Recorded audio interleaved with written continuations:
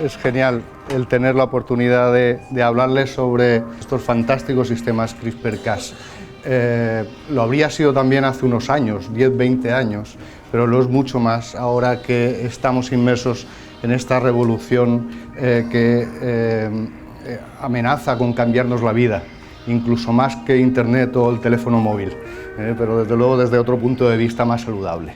Se prevé que estos sistemas puedan curar enfermedades hasta la fecha intratables, y eso no está muy lejos. Si todo va bien, probablemente en unos años, pero seamos prudentes, la técnica ahora mismo todavía no está lista para eso. Se pueden hacer muchas cosas formidables sin llegar todavía hasta ese punto.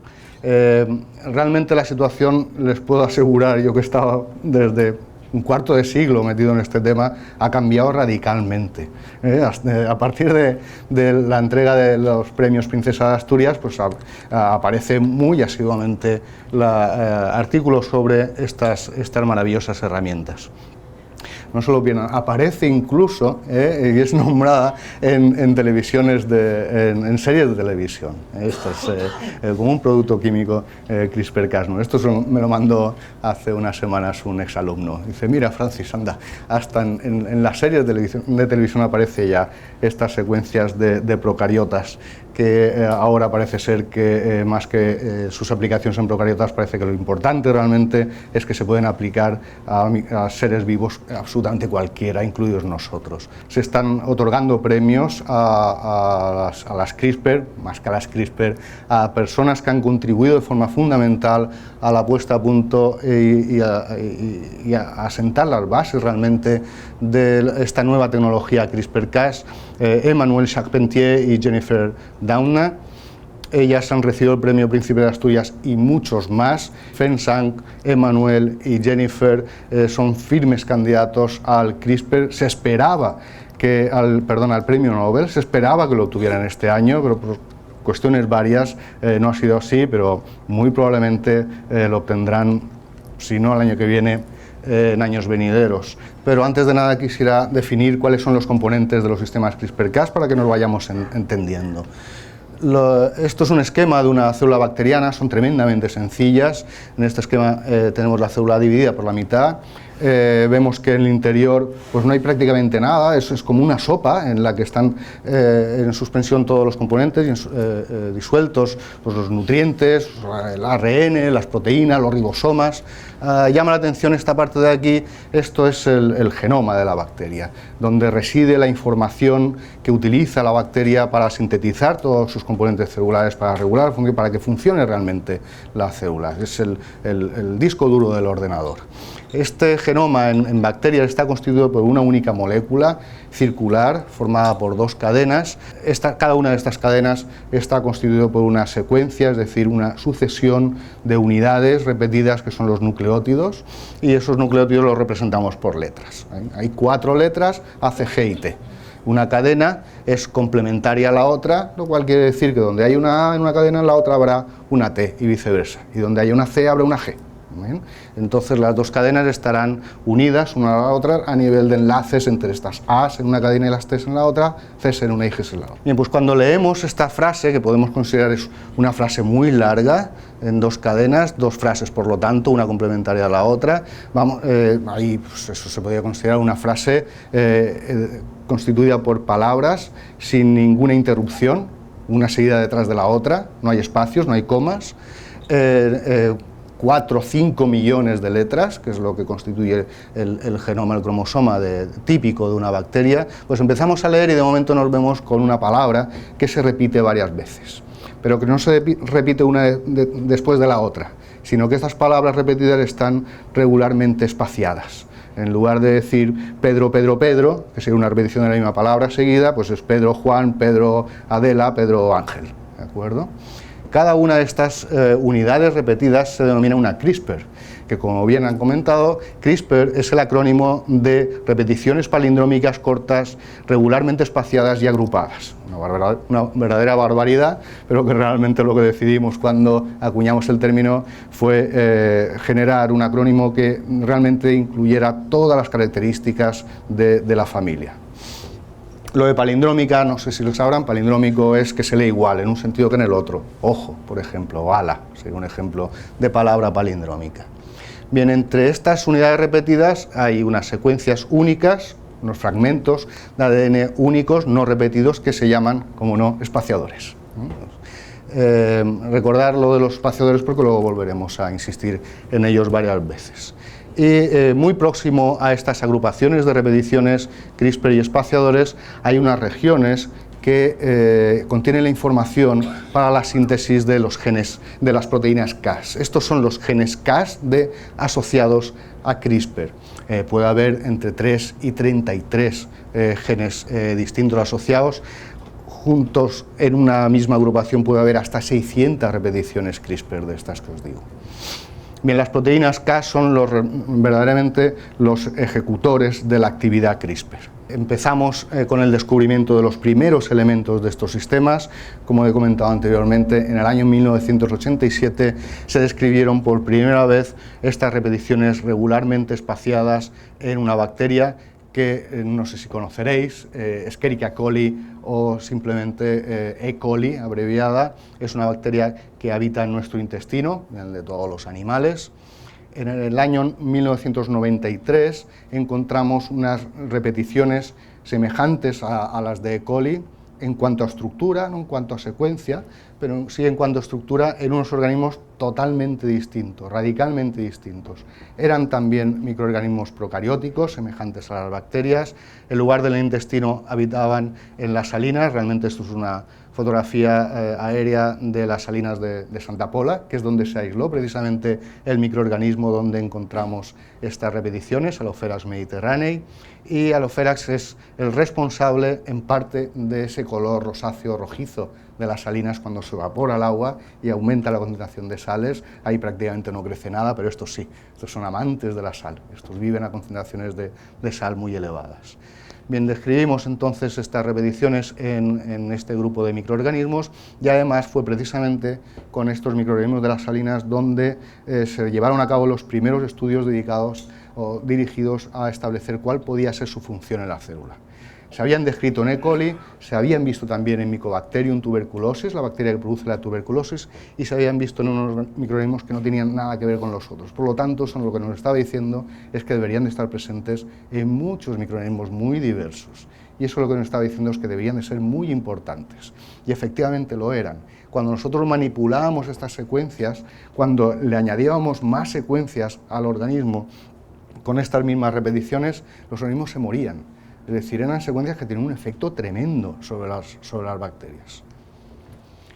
En el año 2000 analizamos todo lo que pillamos en las bases de datos, todas las secuencias disponibles buscando estas repeticiones, y las encontramos en muchos microorganismos muy diversos, tal y como predecíamos. En ese momento definimos por primera vez una nueva familia de repeticiones que no se había descrito hasta la fecha, a la que llamamos SRSR. Eso es impronunciable, en español y hasta en inglés. De manera que realmente al año de haber publicado este artículo, Ruud Janssen, como bien apuntabas, de la Universidad de Utrecht, en Holanda, me sugirió la posibilidad de cambiar este nombre de la familia por otro que fuera más fácil de pronunciar y que fuera más descriptivo. Inmediatamente le propuse la posibilidad de nombrarlas CRISPR. He de confesar que antes de decírselo se lo consulté a mi mujer, que no tiene nada que ver con la ciencia, no sabía nada, y digo, ¿cómo te suena esto? Y dice, oye, pues no suena mal. La verdad es que a mí tampoco me convencía, y sigue sin convencerme, de confesarlo. Propuse otras alternativas, Ricer me sonaba fantástico, pero a estos les encantó lo de CRISPR, probablemente porque sonaba más crispy. Acordamos utilizar el término CRISPR a partir de ese momento, y el primer artículo en el que apareció realmente el acrónimo CRISPR fue en este artículo por Ruud Janssen, por este simpático holandés, en el que se describía y se identificaban también por primera vez unos genes asociados a esas repeticiones, justo al lado de estas repeticiones, lo que denominó entonces asociados a CRISPR o Cas. Bien, les puede haber parecido muy poco, estamos hablando de todos estos años, 1997 y realmente hasta el 2004, eso fue prácticamente todo. Aparte de alguna publicación en la que se secuenciaban genomas completos de bacterias y encontraban esas repeticiones. Entonces, simplemente se informaba de la presencia de más repeticiones en otros sitios y prácticamente eso. A nadie le importaban estas repeticiones de procariotas que vete tú a saber para qué servían y que según muchos pues, probablemente no servían para nada, cosa que evidentemente no es cierto. Sin embargo, esta tendencia cambió y cambió súbitamente en primer lugar en el año 2005. En el año 2005 conseguimos publicar este artículo, después de 2 años luchando con las editoriales, conseguimos publicarlo finalmente donde describíamos cuál era el origen de esos espaciadores que os comentaba antes, las secuencias que hay justo entre las repeticiones. Hasta entonces no se sabía de dónde venían ni cómo se generaban, pero en ese momento nosotros pudimos confirmar que esas secuencias venían nada más ni nada menos que de virus que infectan a las bacterias. Al igual que nos ocurre a nosotros, que nos infectan los virus, las bacterias también sufren el ataque de los virus. Para que tengáis una idea, en el planeta se estima que debe haber unos 10 elevado a 3 bacterias aproximadamente, perdón, 10 elevado a 30 bacterias aproximadamente. La mitad de todas esas bacterias son destruidas por virus cada 1 o 2 días. Realmente los virus de las bacterias son los responsables de mantener dentro de un control a las bacterias en la Tierra. Bien, estos virus reconocen en la superficie de las bacterias unos receptores específicos y a partir de ese momento lo que hacen es no meterse todo el virus dentro de la célula, sino que inyectan el material genético del propio virus. Y una vez dentro, esa información es utilizada por la maquinaria celular, el virus engaña a la bacteria y utiliza su propia maquinaria para producir muchas más partículas víricas, hasta miles de partículas víricas dentro de esa célula. Al final el virus lo que hace es romper la envoltura de la bacteria y se liberan pues, miles, incluso miles de virus que están dispuestos para infectar a otras tantas bacterias.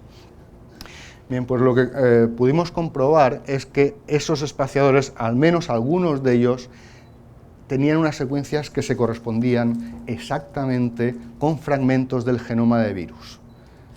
Esto evidentemente no era casualidad, no era un recuerdo que se guardaban las bacterias de virus que habían estado por allí.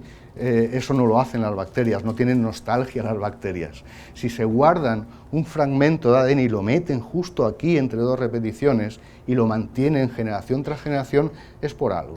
Y evidentemente ese algo tiene que tener un beneficio muy grande para la célula.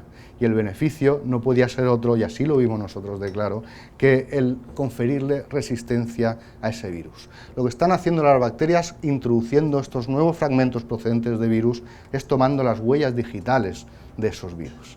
Cuando una bacteria ha sufrido el ataque de un virus, se queda la huella digital, se queda un recuerdo de ese virus, se lo pasa a la descendencia para que esos descendientes estén alerta y cuando vuelvan a ser infectados por el mismo virus con el cual tuvo una mala experiencia su tatarabuelo, esa bacteria es capaz de reconocer aquello como un bicho malo, lo detecta, lo reconoce y lo mata y lo destruye. Bien, realmente esto es un sistema inmune y se demostró por primera vez por un grupo que trabajaba en la empresa Danisco. Danisco es una empresa relacionada con alimentación y entre los muchos productos que generan, pues preparan suspensiones de bacterias para la fermentación de lácteos, para la producción de yogur, para la producción de quesos. Trabajando con estas bacterias pudieron comprobar que aquellas que eran resistentes a un virus, cuando los sometías a una infección por ese virus, sobrevivían después de un tiempo a algunas de esas células. Aunque inicialmente eran sensibles a algunas, resulta que sobrevivían. Y a las que habrían, las supervivientes le miraban las agrupaciones de repeticiones que nosotros habíamos descrito anteriormente y encontraban que habían adquirido nuevos espaciadores y que esos espaciadores resulta que eran idénticos a fragmentos de los virus. Y esas bacterias eran resistentes ahora al virus. Y cuando le transferían esos espaciadores, que se puede hacer, le transferían esos espaciadores a otra bacteria que era sensible al virus, la hacía resistente. Fantástico. Esto es un sistema de inmunidad adquirida, exactamente igual en términos de consecuencias a nuestro sistema inmunitario. Nosotros generamos anticuerpos, ellos generan otra cosa. Ahora veremos qué es. Bien, esquemáticamente, esto sería una célula bacteriana, elimino todo lo que nos interesa. Aquí tenemos un sistema CRISPR-Cas completo, con una agrupación CRISPR con espaciadores, los genes Cas, las proteínas Cas, y ese es un virus que llega a infectar a la bacteria. Lo primero que hace el virus, una vez que detecta que eso es en teoría, un buen huésped, introduce su material genético y una de las proteínas Cas, que actúa como si dijéramos un escáner, toma una copia, todavía no sabemos muy bien cómo lo hace, de una parte de ese genoma del virus y lo introduce en una de esas agrupaciones CRISPR que tiene la bacteria. A partir de ese momento la bacteria queda inmunizada. Para poder detectar, en el caso de que vuelva a entrar otro virus y actuar contra él, esta información tiene que ser copiada en elementos que se muevan, y esos elementos que se mueven son ARNs que sirven como guías. Se copia esa información y se generan estas pequeñas moléculas, que son ácidos ribonucleicos, que contiene cada una de ellas, si se dan cuenta, la información de cada uno de estos espaciadores de forma individual. Es decir, tenemos guías que tienen fragmentos, cada una de ellas un solo fragmento que se corresponde con la secuencia de un virus. Nos fijamos solamente en el rojo, que era del cual obtuvo ese fragmentito de aquí cuando infectó ese virus anterior. Pues si vuelve ese mismo virus en un descendiente de la población, porque a diferencia de lo que ocurre con nuestro sistema inmune, las bacterias le transmiten esa herencia magnífica de inmunidad a sus descendientes, nosotros no podemos, evidentemente. Si vuelve ese virus, inyecta el material genético y ese material genético será reconocido por el guía de RNA correspondiente, simplemente porque se corresponden las secuencias, coteja esta huella de este virus que ha entrado, es idéntica a la huella que yo tomé anteriormente o un ancestro mío, y una vez que lo ha cotejado, ve que es correcto, llama a la proteína Cas correspondiente que corta ese DNA del virus invasor y lo degrada. ¿De acuerdo? Por lo tanto, para la infección. Esto es un sistema inmune en toda regla, un sistema de inmunidad adquirida de esos organismos supuestamente tan simples que son las bacterias. Bien, esto podría ser todo y muy satisfechos que estábamos todos cuando realmente se demostró que esto era un sistema inmune, pero anda que esto no es todo, ni muchísimo menos. Quizá esto sea complicar un poco de más el tema, pero no puedo dejar de comentarlo, aunque sea muy por encima. Simplemente por las consecuencias maravillosas que tiene este sistema inmunitario, que sirve no solo para lo que os he comentado, sino para muchas más cosas, de las cuales estamos empezando a aprender poco a poco cuáles pueden ser, y seguro que hay muchas más. Estos simplemente son 3 ejemplos que les voy a comentar. Antes les he hablado de cómo un virus es capaz de infectar una bacteria y producir muchos virus, provocando la muerte de la célula. Pero eso no ocurre siempre. Igual que cuando nosotros tenemos una infección por un virus del herpes, entra y se queda con nosotros prácticamente toda nuestra vida en muchos casos. Y cuando uno sufre una situación de estrés, una bajada de defensas, vuelve a salir ese virus que estaba en estado latente prácticamente por el mismo sitio por el que entró y te surge otra vez el herpes. ¿De acuerdo? Pues algo así pueden hacer también los virus de bacterias. Un virus de una bacteria puede introducir su material genético y ese material genético se inserta en el cromosoma de la bacteria y ahí se queda, generaciones y generaciones, hasta que en un momento dado entiende que el huésped ya no es bueno, y cuando el huésped no es bueno hay que salir por piernas, y en este caso se induce ese ciclo que produciría muchas partículas víricas y mataría a la célula. Bien. Pues esto es lo que puede ocurrir en algunos casos en una bacteria en concreto donde se ha estudiado, que está relacionado precisamente con la actividad CRISPR, en la que, dése cuenta del tema, una bacteria concreta que tiene un virus, el genoma de un virus insertado en su propio material genético de la bacteria. Mientras esa bacteria esté por el ambiente, no pasa nada, o casi nada. Pero el problema realmente, más que para la bacteria, para la comunidad de bacterias, y en bacterias lo importante no es el individuo, a diferencia de nosotros, en bacterias lo importante es la comunidad.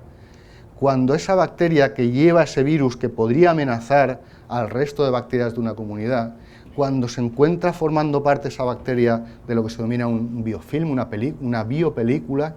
Vosotros tenéis biopelículas todos, incluso aunque os hayáis lavado los dientes a mediodía. Los dientes, esa capa mucosa que se genera a las pocas horas de haberse cepillado los mismos, esa capa mucosa es un biofilm, es una biopelícula constituida por muchas bacterias. A las bacterias les encanta estar en comunidad y en el momento que tienen posibilidad de estar en una superficie se cogen a ella y forman grandes comunidades. Pues si una de estas bacterias que está infectada por el virus forma parte de una comunidad, lo que ocurre en ese momento es que el sistema CRISPR que tiene se activa y mata a la bacteria, para evitar que se produzcan virus que maten al resto de la comunidad. El suicidio altruista por el beneficio del resto de la comunidad. Esto es lo que parece heces. En la superficie de estas heces hay unas bolitas amarillas. Esas bolitas amarillas son grupos de bacterias. Hay bacterias que cuando no tienen nutrientes en el medio, lo que hacen es diferenciarse, moverse todas ellas juntitas y forman unas montañitas donde se diferencian estas células en esporas. Estas esporas son resistentes durante mucho tiempo a condiciones adversas. Pues los sistemas CRISPR-Cas de estas bacterias están implicados directamente en la regulación de la formación de estas bolitas amarillas, de estos cuerpos fructíferos, de estas esporas de las bacterias. Y por si fuera poco, y así, ahora sí que ya muy por encima, nuestro sistema inmune, cuando detecta una bacteria, lo puede destruir de muchas maneras. Tiene que detectar como algo extraño y para eso tiene que reconocer unos componentes en la superficie de la bacteria. Francisella novicida es una bacteria patógena de animales, incluidos humanos, con un sistema CRISPR-Cas. Cuando entra en nuestro organismo, el sistema CRISPR-Cas detecta dónde está y evita que se forme esa molécula, esa proteína, que en el caso de que estuviera expuesta en el exterior de la célula sería reconocida por nuestro sistema inmune y la mataría. Y de esa forma la bacteria pasa desapercibida. Es decir, el sistema CRISPR-Cas encima es capaz de aumentar la patogenicidad de las bacterias para evadir nuestro propio sistema inmune. Esto es una barbaridad, sinceramente, y no es todo. Además, en bacterias, los sistemas CRISPR-Cas están en virus. Hay virus que tienen sistemas CRISPR-Cas, le han robado la cartera a la bacteria. Este virus es de Vibrio cholera, la bacteria que produce el cólera. Tiene un sistema CRISPR-Cas completito. Le ha quitado un sistema contra el virus que tenía la bacteria y se la ha llevado él. Imaginar para qué lo utiliza. Contra la bacteria. Le ha robado la pistola totalmente.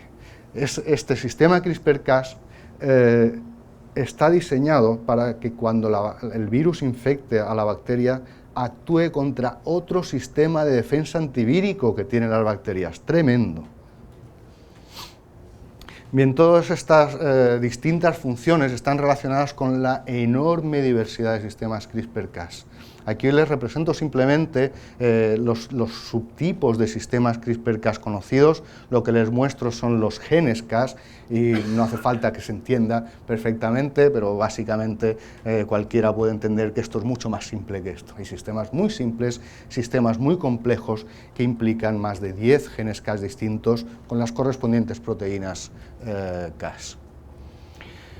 También derivado de esta diversidad hay un número de aplicaciones bestiales. Seguramente habrán oído hablar de la edición de genomas. Eso es una de las muchísimas que hay. Las aplicaciones de los sistemas CRISPR-Cas inicialmente tenían como objeto las bacterias, que era donde estaban. Bien.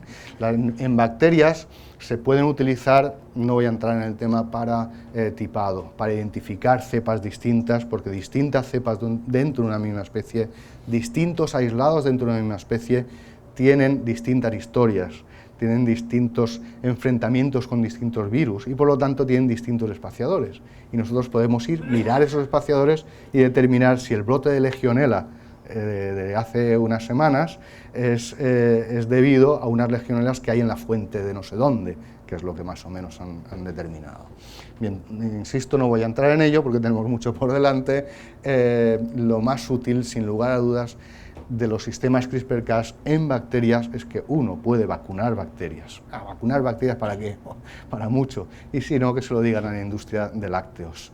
Uno de los mayores problemas a la hora de producir yogures es la infección de esos fermentos, de esas bacterias responsables de la fermentación de esa leche para producir el yogur por virus, que las matan. Y después de horas esperando que se haga el yogur, ahí sigues teniendo leche. ¿De acuerdo? Uno puede vacunar bacterias frente a cualquier virus, simplemente o bien seleccionándolas o bien introduciendo en esa bacteria el ¿qué? Espaciadores o agrupaciones CRISPR que tengan espaciadores que se correspondan con secuencias o fragmentos de esos virus. Y ya tienes inmunidad, frente a uno o frente a muchos.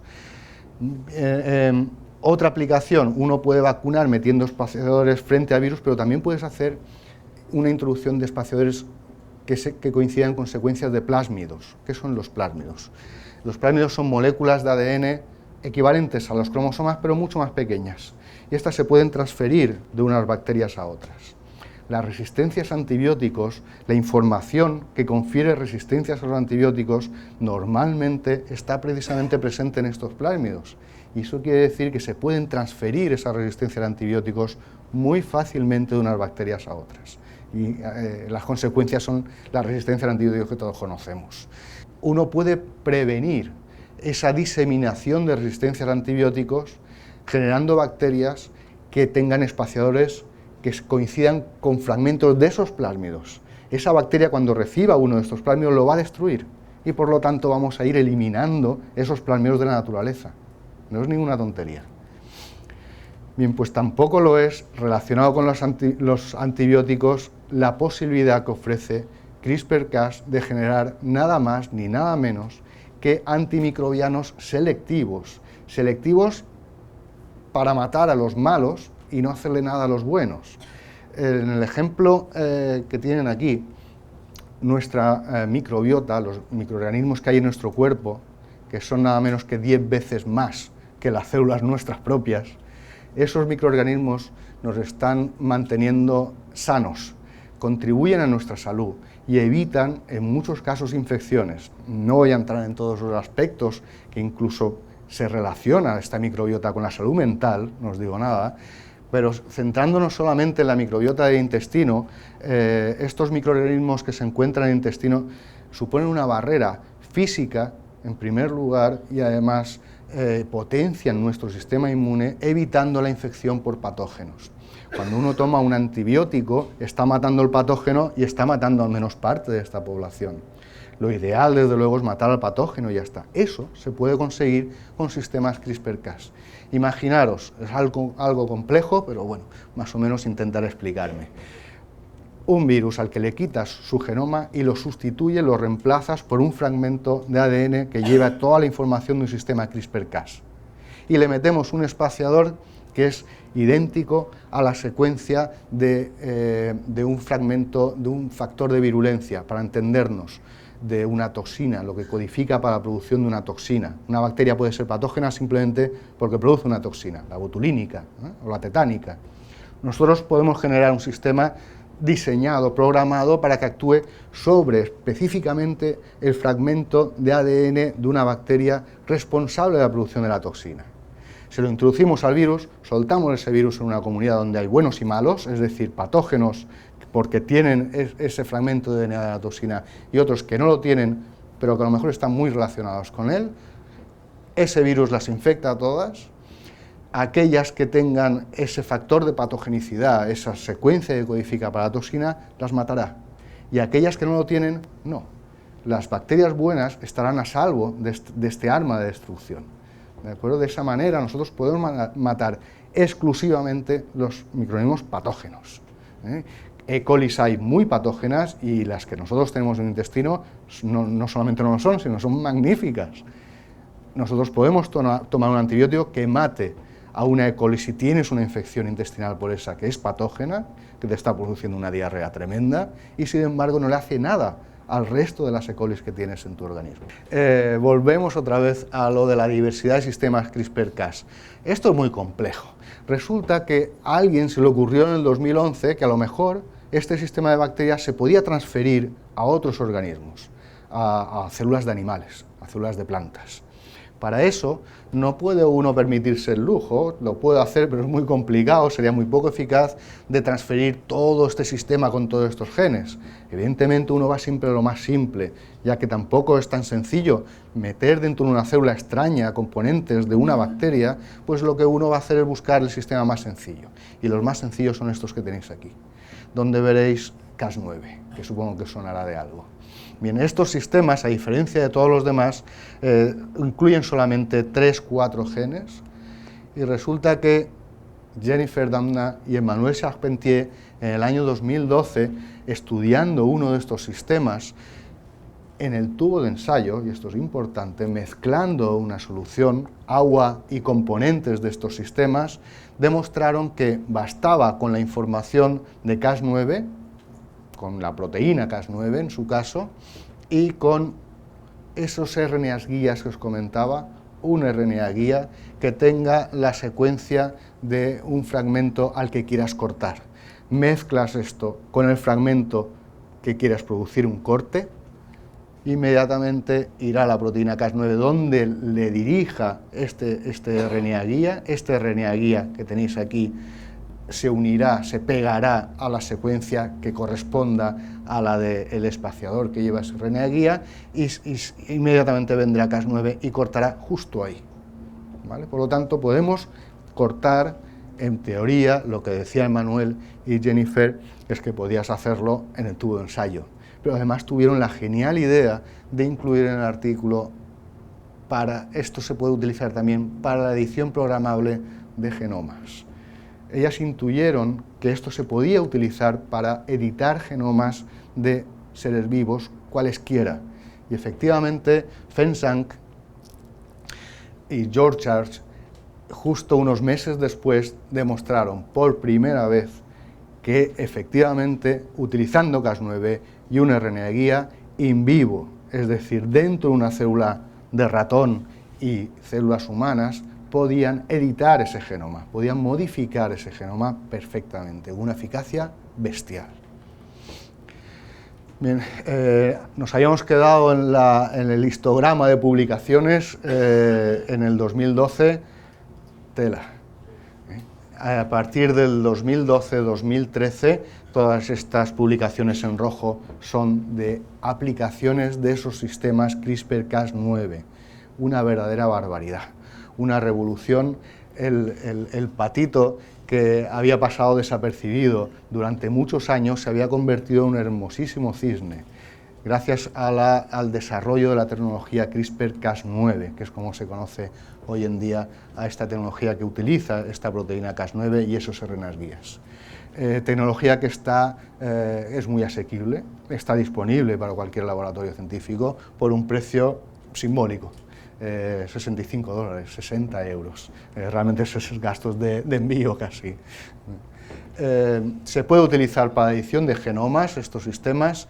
Tú puedes editar genomas, y editar quiere decir, para que nos entendamos, que si nosotros tenemos esta frase en el genoma de un individuo y que la célula es capaz de interpretar y utilizar para sintetizar, generar una proteína que produce energía a partir de glucosa, y ocurre un cambio en alguna de estas letras, que hace que la proteína ya no sea capaz de reconocer el glucosa, nosotros podemos cambiarlo. Esta proteína defectuosa le podemos cambiar la información con CRISPR-Cas9 y lo podemos revertir a la forma funcional.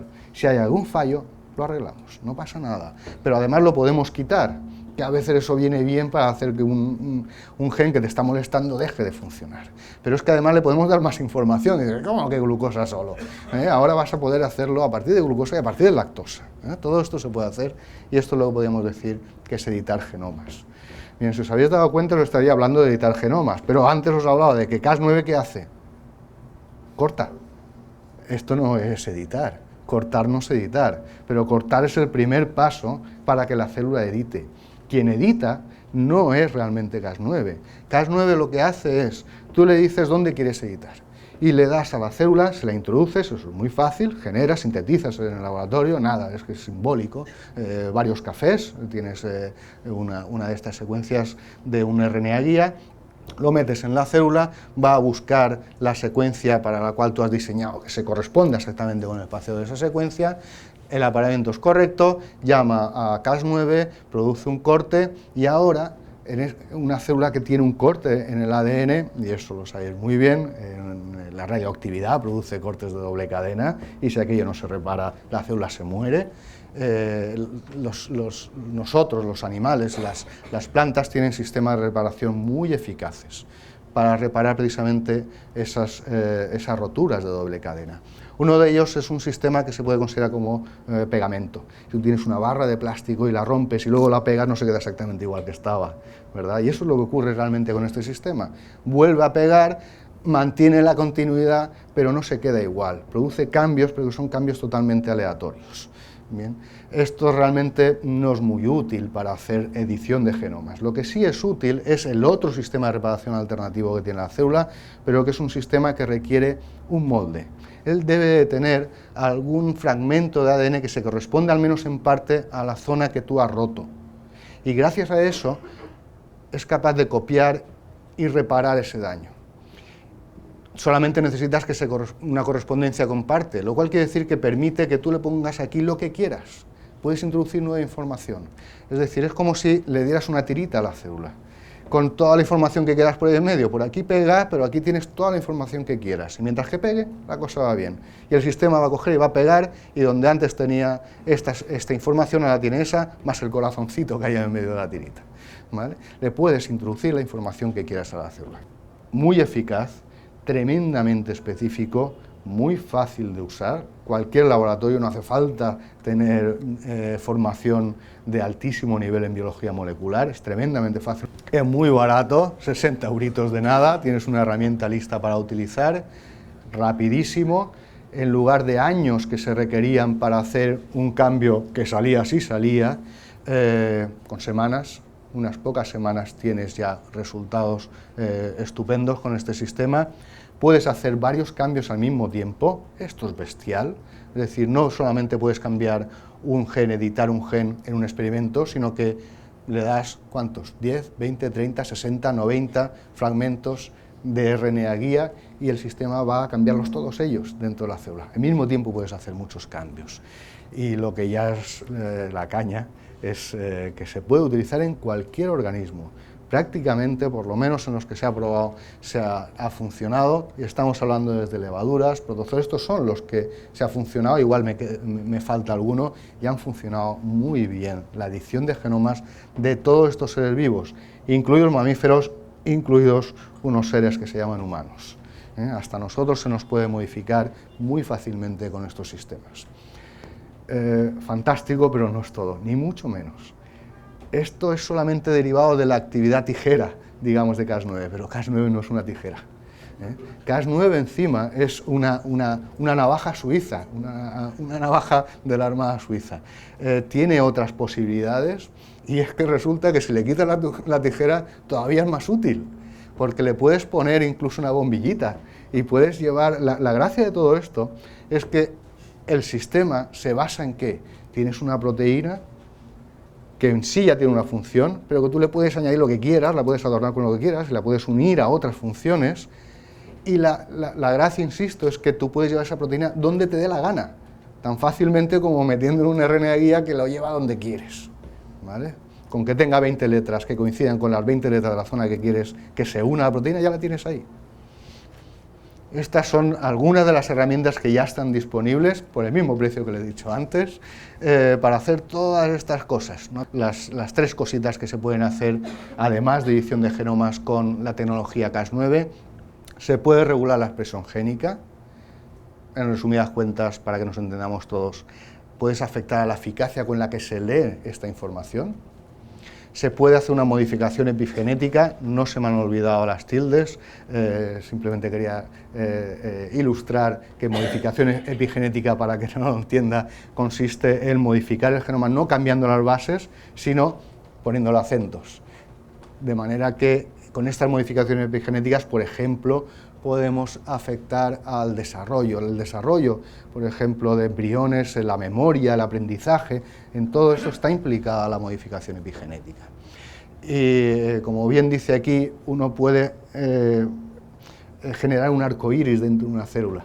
Tú puedes visualizar, metiendo esas lamparitas, esas proteínas fluorescentes, puedes meterle a distintas proteínas Cas9 distintas lucecitas y llevarlas a distintos sitios en el genoma, in vivo, en la célula, sin afectar a su viabilidad. Y tú puedes ver dónde se encuentra en cada momento un fragmento, incluso cómo se va moviendo, cómo va progresando cada fragmento dentro del ciclo celular. Logros, una barbaridad. Este año ha habido 1000 y pico artículos, no me los he leído todos, ni muchísimo menos. He hecho una selección de lo que desde mi punto de vista es más novedoso, más relevante, logros derivados de la aplicación de la tecnología CRISPR-Cas9. Estamos hablando solo de CRISPR-Cas9, luego si tengo tiempo os contaré que eso es una milésima parte de lo que se puede hacer con sistemas CRISPR-Cas. Se ha conseguido retardar la maduración de frutas, creo que eran tomates en concreto. Se han conseguido cultivos de plantas tolerantes que toleran estrés, toleran salinidad. Hace nada se ha conseguido plantas que son resistentes a infección por virus. Se han conseguido cerdos, creo que es concretamente, para el consumo humano con una mayor masa corporal.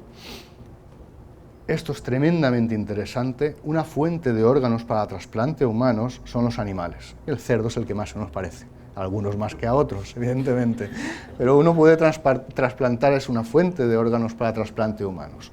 Un tremendo problema de los órganos de cerdo es que en muchas ocasiones están infectados por un virus. Y era imposible quitar ese virus. Te trasplantan el órgano, tú estás alegre como una perdiz y resulta que 4 días después te mueres por la infección por el virus que llevaba el órgano. 62 copias del virus en cada una de las células del órgano. A ver quién es el chulo que quita eso. CRISPR-Cas9 lo es. Han conseguido quitar las 62 copias del virus y de manera que se consigue con ello, desde luego, generar órganos animales para trasplante muchísimo más seguros. Esto es bestial. Mosquitos que no se pueden infectar con la malaria, que no son capaces de transmitir malaria a humanos. Hay que soltarlos, evidentemente, y eso tiene otras consecuencias, pero, bueno, en principio vas a salvar millones de vidas. Uno puede generar mosquitos y se han generado resistentes a infección por el parásito, el protozoo responsable de la malaria. ¿Qué más se puede hacer? Podemos, y se ha hecho, corregir genes defectuosos, eliminarlos, cambiarlos por otro, genes relacionados con enfermedades, responsables de enfermedades, como todas las que tenéis aquí. Uno puede generar modelos animales en los que se reproduce la enfermedad en humanos en el animal. A algunos les parecerá una barbaridad, pero eso permite estudiar la enfermedad y poner a punto tratamientos y medicamentos con el animal y luego transferirlos al humano. Bien. Se generan muchos modelos animales continuamente, hay servicios incluso en los que simplemente le dices quiero que me generes un ratón que tenga estos cambios en su genoma y que reproduzca este tipo de enfermedad. Eso se puede hacer y gracias a eso se están estudiando enfermedades tan tremendas como las que tenemos aquí. ¿Vale? Trastornos neurodegenerativos, el Alzheimer, Dios mío, Parkinson, autismo, albinismo, distrofia muscular. Ahora mismo, hace un par de semanas, ha salido, era un ratón, ¿verdad?, en el que han conseguido por primera vez, no lo han curado del todo, pero el tío está estupendo comparado con cómo estaba, un problema de distrofia muscular, le han rectificado el gen responsable de esta distrofia y eso se ha conseguido con el individuo adulto, inyectándole CRISPR-Cas9 por el cuerpo. Antes se había conseguido rectificar una enfermedad en el hígado, directamente aplicando al hígado, pero estos son los primeros pasos. Se ha conseguido eliminar de células infectadas por virus el virus o inactivarlo y aún es más, prevenir que se vuelva a infectar por el virus. Y os estoy hablando del virus del SIDA, del virus del papiloma, del herpes, hepatitis B, el virus de la poliomielitis, creo también, el virus de la mononucleosis infecciosa. Evidentemente esto está abriendo una puerta que estaba casi cerrada. La está abriendo pero no está abierta del todo. De manera que abre las puertas para la terapia génica, para el tratamiento de enfermedades genéticas, modificando genes, pero hay muchas limitaciones técnicas que hay que resolver. Estamos hablando de años probablemente, y no está garantizado que al final se pueda hacer. aunque no se pueda llegar a la terapia génica, Dios mío, me parece que he convencido a la audiencia de que lo que ya se ha hecho, aunque simplemente se pueda estudiar estas enfermedades utilizando los sistemas CRISPR-Cas, es una barbaridad, es un paso adelante bestial. Estas son las limitaciones técnicas. Este señor Feng-Zhang, again, vuelve a atacar. Feng-Zhang está continuamente publicando artículos en los que mejora lo que ya hay, ha obtenido más proteínas equivalentes a Cas9, con unas características muy distintas a Cas9, ampliando por lo tanto el abanico de posibilidades, resolviendo muchos de los problemas que tenía Cas9 y haciendo que sea posible todavía aplicarlo a más organismos de lo que se podía hacer con Cas9, resolviendo algunas de las limitaciones que tiene el sistema. Insisto, esto simplemente estamos raspando en la superficie. Bacterias hay muchísimas, muchísimas. Conocemos entre el 0,1 y el 0,01% de lo que hay en la naturaleza. O sea que imaginaros lo que hay por ahí que no conocemos, que puede ser fuente de estas proteínas, que pueden ser muy distintas a las que conocemos. Quizá la limitación más difícil de salvar son cuestiones de otro índole, cuestiones legales. Esto va muy rápido, es necesario urgentemente una regulación sobre el uso de estos sistemas CRISPR-Cas, dónde, cómo se pueden aplicar, poner límites, poner nosotros mismos los límites. Hay muchas consideraciones éticas relacionadas, derivadas de la utilización. A casi nadie le preocupa que uno modifique genéticamente una bacteria, casi nadie, pero a todo el mundo le preocupa que se modifique genéticamente una célula germinal humana, como es el caso de este artículo en el que describen la modificación de células de la línea germinal y la producción de un embrión modificado genéticamente humano. ¿De acuerdo? Es estéril, no puede dar lugar a un ser humano adulto, pero como posibilidad es posible. Evidentemente esto generó un gran debate ético y desde entonces han tenido lugar varias reuniones para debatir sobre estos aspectos. La última, creo que fue a mediados de diciembre, principios de diciembre en Washington, donde realmente demuestran que están realmente preocupados por este sistema. Hay que regular, tiene que haber un acuerdo global, no vale con que sean unos cuantos los países que estén de acuerdo en limitar y regular bien esta utilización, tiene que haber un acuerdo global. Pero esperemos que sean razonables y realmente estoy convencido de que tendrán que hacerlo porque hay que hacerlo y muy rápido. Muchas gracias por su atención.